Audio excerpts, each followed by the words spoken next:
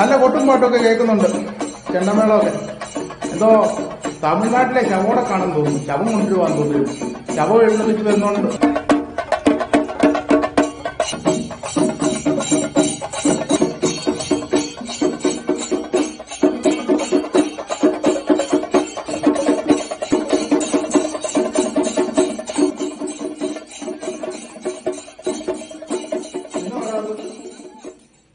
ശവോടൊക്കെ ഗജരാജ് എഴുന്നള്ളത്തൊന്നും അല്ല കേട്ടോ. അതെന്നാ ജഫ്രാബാദി പോത്തോ? ഒരു ജഫ്രാബാദി പോത്തിന് ഏതാണ്ട് ഈ മരത്തൊലി പോലത്തെ ഏതാണ്ട് സാധനം ഉടുപ്പിച്ചുകൊണ്ട് എല്ലാവരുടെ കെട്ടി എഴുന്നള്ളിച്ച് പോകുന്നു.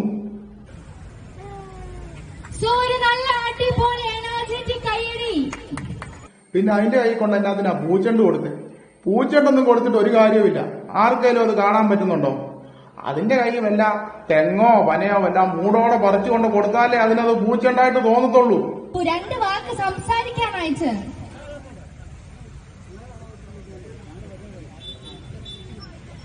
ഹായ് പറയാൻ വേണ്ടിയിട്ട് ഞാൻ അണ്ണനൊന്ന് വെൽക്കം ചെയ്യാണ്. Hello hello. ആനയുടെ ചെവിയിൽ അവതാരികരെന്ന് പറഞ്ഞു ഒന്ന് എഴുന്നേറ്റ് രണ്ട് ചിന്നംവിളിയൊക്കെ നടത്തി ആൾക്കാരെയൊക്കെ ഒന്ന് ഇളക്കാൻ. അങ്ങനെ ഇളക്കി കഴിയുമ്പോൾ സ്റ്റേജിന് പുറകിൽ വലിയൊരു ചെമ്പ് നിറച്ച് തീറ്റിയും ഒരു വാട്ടർ ടാങ്ക് നിറച്ച് കുടിക്കാനുള്ള വെള്ളവും വെച്ചിട്ടുണ്ടെന്ന് പറഞ്ഞു. അത് കേട്ടപ്പോഴത്തേക്കും ആന ചാടി എഴുന്നേറ്റ് ചിഹ്നം വിളിക്കുന്നു, ഹലോ ഹലോ. എന്തായാലും തിരുവല്ലയില് ഒരുപാട് ഷോപ്പ് ഇനോഗ്രേറ്റ് ചെയ്തിട്ടുണ്ട്. കൊള്ളാം. അതിനെ കണ്ടാൽ തന്നെ ആന വരെ പേടിച്ചു പോകും. ഇതുപോലത്തെ സാധനം കൊണ്ടായിട്ടാണോ വയനാട്ടിൽ കാട്ടാന ഇറങ്ങി എന്നൊക്കെ പറയുന്നത്? എന്തിനാ വെറുതെ താപ്പാനയൊക്കെ ഇവിടുന്ന് കൊണ്ടുപോയി ബുദ്ധിമുട്ടുന്നത്? ഇതിനെ ഒന്ന് കാണിച്ചു കൊടുത്താൽ മതി, പിന്നെ 7 മൈൽ അകലെ ഒറ്റ ആന പോലും വരത്തില്ല. അതുകൊണ്ട് അടുത്ത പ്രാവശ്യം കൃഷിനാശം ഉണ്ടാക്കുന്ന കാട്ടാനയൊക്കെ ഓടിക്കാനായിട്ട് അധികാരികൾ ശ്രദ്ധിച്ചാൽ മതി. ഇതിനെ പാട്ടിലോറിയെ കെട്ടിവലിച്ച് അവിടെ കൊണ്ടുപോയി ഇതവിടെ കാണും വന്നറിഞ്ഞാൽ തന്നെ 7 അയലോക്കത്തൊരാനയും വരത്തില്ല. പക്ഷെ ഇതിനൊക്കെ പോകാൻ പറ്റിയ ലോറി ഉണ്ടോ ആവോ? പിന്നെ ഇതെങ്ങനെയാണ് ആ കാറേ വന്നത്? ആ കാറിന്റെ ഒക്കെ ഒരു അവസ്ഥയെ സമ്മതിക്കണം. നിങ്ങളൊക്കെ ചെണ്ടെടുത്ത് നടക്കുന്ന ആൾക്കാരല്ലേ? ഒന്ന് കൊട്ടി കേക്കട്ടെ.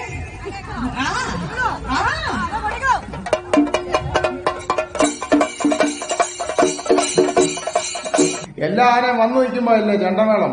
ചെണ്ടമേളം ഇങ്ങോട്ട് ചോദിച്ചു മേടിക്കുന്ന ഒരു ആന ഞാൻ ആദ്യമായിട്ട് കാണുക. ചെണ്ട ഒന്ന് കൊട്ടാനായിട്ട് താളം തുടങ്ങിയപ്പോഴേ ആന കുലുങ്ങാൻ തുടങ്ങി. കുലുങ്ങി കുലുങ്ങി സ്റ്റേജല്ല അവിടെ പൊളിയുമായിരിക്കും. ആന എടുത്തേക്കുന്ന സാധനം എവിടെയോ കണ്ടപോലെ ഒരു ഓർമ്മ. ഇതെനിക്ക് തോന്നുന്നത് മറ്റേ ഷാപ്പിലൊക്കെ സ്പെഷ്യൽ കൊടുക്കുമല്ലേ പോട്ടി, ഈ പശുവിനെയും പോത്തിന്റെയൊക്കെ കൊന്നിട്ട് അതിന്റെ പണ്ടം കുടല് ഫ്രൈ ചെയ്ത് ആ സാധനം മൊത്തത്തിൽ ഇങ്ങനെ വരിഞ്ഞു മുറുക്കി കൊടുത്തോണ്ട് വന്നതാണെന്ന് തോന്നുന്നു. അങ്ങനാണെങ്കിൽ അവിടെ ഇരിക്കുന്ന ആളുകൾ സൂക്ഷിക്കണം. കുറെ കഴിയുമ്പോൾ അത് നാറാൻ തുടങ്ങും, പിന്നെ ഈച്ചയൊക്കെ വരും. പോകുന്ന വഴിക്കെങ്ങാനും അത് തിരിച്ചു പറിച്ച് ഷാപ്പുകാർക്ക് കൊടുക്കുമായിരിക്കും.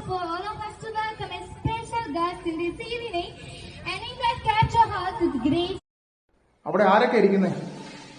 സാംസ്കാരിക വകുപ്പ് മന്ത്രി ഇരിപ്പുണ്ട്, പിന്നെ ഏതോ ഒരു അച്ഛൻ ഇരിപ്പുണ്ട്. അച്ഛൻ എന്നാണോ ആന ചാടുന്നിടത്ത് കാര്യം? ചിലപ്പോൾ പ്രലോഭനങ്ങളെ എതിർക്കാനുള്ള ട്രെയിനിങ്ങിനും എല്ലാം വന്നതായിരിക്കും. ആ സാധനത്തിനൊരു 10,000-2,500 കിലോ ഉണ്ട്. അതെങ്ങാനും മറിഞ്ഞ് അത്രയും പേരുടെ ദേഹത്തോട്ട് വീണാണ്ടല്ലോ, പിന്നെ അവിടെ ഇരിക്കുന്ന എല്ലാത്തിനും കൂട്ടസംസ്കാരം നടത്താം.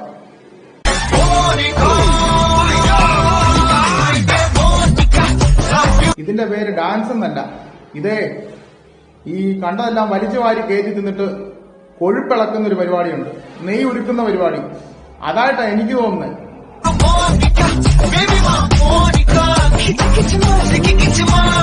വിശിഷ്ടാതിഥികളാണത്രേ, വിശിഷ്ടാതിഥികള്. നിങ്ങളെ എനിക്ക് വിശിഷ്ടാവശിഷ്ടങ്ങൾ എന്ന് പറയാനേ താല്പര്യമുള്ളൂ. അന്തസ്സുള്ള മനുഷ്യന് വല്ലായിരുന്നെങ്കിൽ ഉണ്ടല്ലോ അവിടുന്ന് എഴുന്നേറ്റ് പോയേന്. എന്നാ കാണാനിരിക്കുക അവിടെ? നിങ്ങൾക്കൊന്നും നാണമില്ല. ഇതിനെയൊക്കെ കൊണ്ടുവരുന്നവരെ വേണം ആദ്യം പറയാൻ. ഈ ടാങ്കറൊക്കെ ടാർപ്പ വലിച്ചും വരിഞ്ഞു മുറുക്കി കെട്ടിയ പോലെ കൊണ്ടുവന്നേക്കുക. എത്രയോ അന്തസ്സുള്ള മനുഷ്യരുണ്ടായിരുന്നു, കൈക്കോണമുള്ളവരുണ്ടായിരുന്നു. ഇവരെ ആരെയും കൊണ്ടുവരാൻ തോന്നുന്നില്ലല്ലേ? നിങ്ങളൊക്കെ മാനമര്യാദയ്ക്ക് കച്ചവടം നടത്താൻ തന്നെയാണോ ഇതിനെ കൊണ്ടുവന്നത്?